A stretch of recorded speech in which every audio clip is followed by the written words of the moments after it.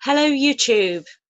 So I had a lady write to me, and she'd come across another spiritual teacher on YouTube that had made a video that was talking about my work and the nine.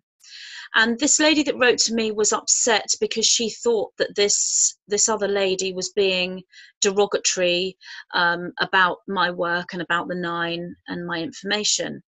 So I took a quick look at this video, and I'm just going to explain, really, if I can, about the confusion that's coming from this other person. So this lady was talking about, she was actually presenting a model of, the universe, or rather of reality, a very different model to the one that I use in my work, in my books, and in my videos. This is the way it is. There are many, many different models to explain reality, to explain the universe, to explain the dimensions, to explain reality. And the model she was using was quite a good one, completely different to the one the nine show me, but a good model. That, as I said, there are many. So the model she used, she was holding up a little egg. So I haven't got an egg, but I've got a little sphere. So she was saying that inside this sphere is the known. And outside of this sphere, which is a little egg, outside of this egg is the unknown. That is an accurate model of reality, yes. As I said, different to the one I present, but an accurate model. One could say that this is known and this is unknown. And then she was saying, talking about me and saying that the nine are all within this known. And so this known is well, she used the word hologram, like a holographic reality. Whether she was using the term of the holographic reality as a control structure, a control system or not, I don't know, because obviously it's both, depending on which perspective you use. But what she was saying, and what upset the lady who wrote to me, was the fact that she's saying everything, all the information I get from the nine, is from within this known, within this holographic reality, and everything outside of here, which is the true reality, that's not where the nine come from. So I just want to clarify this from the information I have from the nine using this particular model. So what I would say is, anything that you can recognize, name, and interact with will be within this known hologram, because there's a holographic reality that is a created false construct to mislead us, created by negative beings, if you like. There is also a holographic structure that is natural and is there for us to come in and learn and go through experiences. By virtue of us being in incarnation in the first place, we're entering into a trapped reality because we're in incarnation in the first place. And I've spoken before about how this reality is a prison planet, but how this reality is also something that can free us and take us on further into merging and unity with source and with higher beings. All of this is contained within this holographic reality, this known reality. If you name something, if you interact with something, if you see something, and you are aware of what it is, if something has been seen, observed, and analyzed, it's within this sphere. And outside of this is this other reality that is the true reality and the energy of source. Now, I'm not sure if this is the same as this other lady's model, but looking at the model she's using, I would name that this here is the 0 point. However, by naming it, it goes in here anyway. What I'm referring to here is the way she was explaining the 9. She was saying that the 9 are in here, suggesting the 9 are coming from a hologram. So that's really what I want to clarify, because I don't use this model. So I don't have any material that you can refer to understand this model. It is not the model I use. Personally, for me, it doesn't seem to be a model of universal reality that I fully resonate with as a teaching tool. That's not to say it wouldn't be a good teaching tool for someone else, but it's not for me. It's not in alignment with where my understanding is.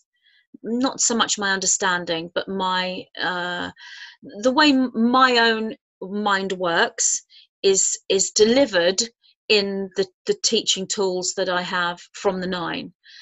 So what they would say, what they've told me, because I asked them about this, what they said was, when I interact with the 9 as a construct, as 9 beings are inside here. It's true. They are in this holographic known created hologram, if you like, or natural hologram, whichever way you want to look at it. They are in this part of the universe because I'm interacting with them and I can see them. So they become entities, they become constructs, they become individualized beings in order to communicate with me. So they're here. And when their messages come through, I'm interpreting them. So although I'm interpreting pure energy, I'm communicating with beings that are here. The words and the terminology used within my channelings and my messages are going to be in here because this is the tangible construct. Who the 9 truly are, outside of their interactions with me, when I'm not in interaction with them, when I'm not aware of them, when I'm not communicating with them, when I can't see them, the true essence of who they are is out here. This is the 0 point. So this is where they are. And like I said, to name that the 0 point puts it in here. So let's leave this. I mean, this lady uses the term the unknown, and it stays the unknown in order to keep it outside of form. And I understand that. That's absolutely true. I would call this perhaps the mystery, if you like. That's not only where the 9 are, that's who they are. They are this, using that model. They are this mystery. That's who the 9 are. But I can't communicate with them if they're here because I'm an incarnated 3rd dimensional human being with a brain. So I have to use the tools that I have, the brain that I have, the interface, to be able to connect with a formed construct in order to translate the energy. So the energy itself is coming from here, but that's a mystery. Because it's outside of this hologram, it's outside of the known, it's a mystery.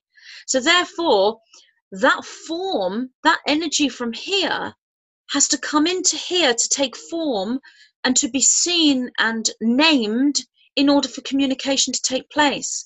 So this lady's correct in one sense by saying they're all coming from here.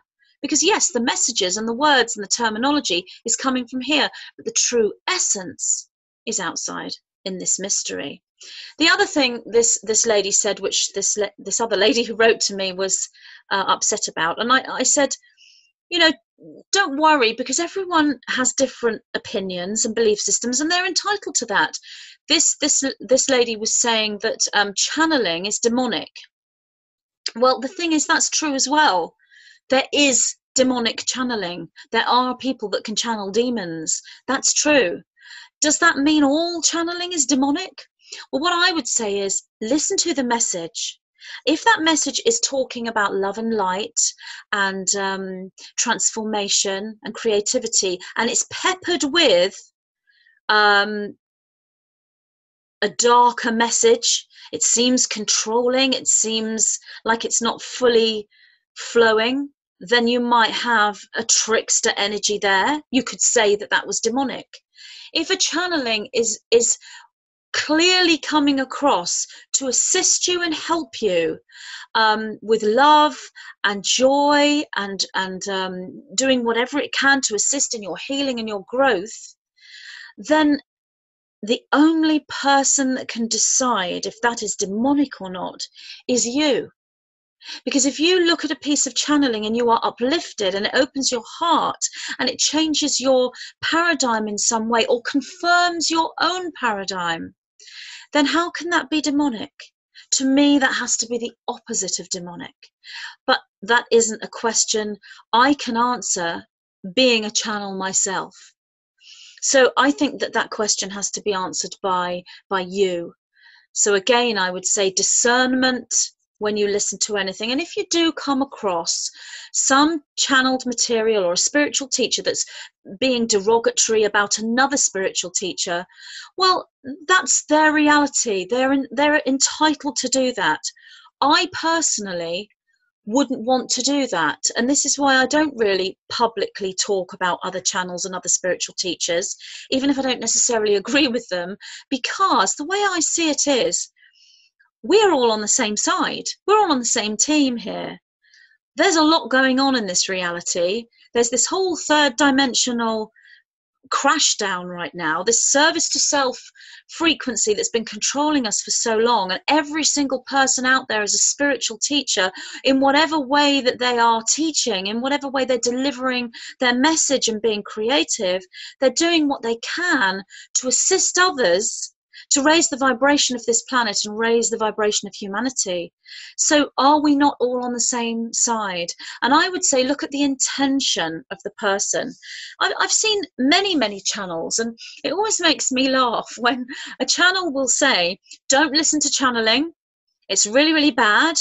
Most channeling is nonsense, and it's only sort of really gullible people that listen. So don't listen to any channeling. However, I channel, and my channeling's good. So you can listen to mine, but no one else's. And I always laugh because it's like, well, you're telling us that we shouldn't listen to channeling, but you're doing it yourself. So how I see it is, I respect everyone on this journey, even if I don't agree with what they're teaching.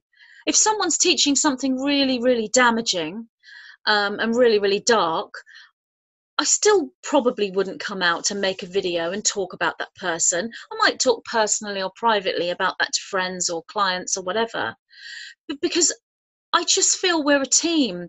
And in the recent analysis that I've been doing, the Silver Solstice series, the 9 were talking about this extreme polarization. And I was saying how this is in the service to others energy as well. And I don't want to add to polarization within a service to others group by putting myself on one side of a fence against another. So I'm not going to run down another spiritual teacher or another channel at all, no matter who they are. And I personally feel that if you are a spiritual teacher and you have a YouTube channel or some other model, some other way of delivering your message to others, and you have people listening to you and people reading your work, listening to your voice, I feel to actually run down and be derogatory and nasty about another spiritual teacher, I actually feel you are doing yourself a disservice, because it doesn't look good. It just isn't a good energy. It's not loving. It's not kind. It makes you look like you're the negative one. And I'm not going to do it. I will hold love for all other spiritual teachers, anyone who's on YouTube. But I did want to correct this misconception about the 9 being inside some kind of hologram and everything's coming from in here and not out here. Because whilst that's true, there needs a little bit more explanation about that. Otherwise it can mislead.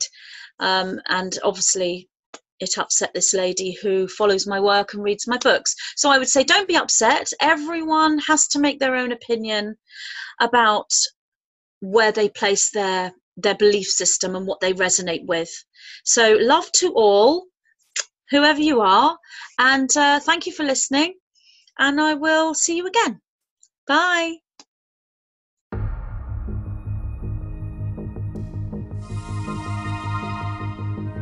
We are now at a time in our planetary evolution known as ascension. Those individuals we can call starseeds are currently in their millions and are collectively going through this awakening process. In this book, the 9 bring forward memory triggers designed to act as a catalyst into the awakening process. They present a model of working with the individualized matrix field, known also as the Merkaba, through matrix architecture, Merkaba magic, and the golden triad of ascension, presenting an in-depth analysis and explanation of the twin flame consciousness and how this relates to the ascension, as well as providing triggers to the collective memory experience known as Atlantis. This transmission is designed to trigger your multidimensional memory as you begin the construction of the Merkaba matrix and embrace the inner archetype of the architect. The triggers contained within this material are there to assist you in accessing the codes for the new formation of the original crystalline DNA matrix. I, Magenta Pixie, am so happy to present this transmission to you from the White-Winged Collective Consciousness of 9. Divine Architecture and the Starseed Template.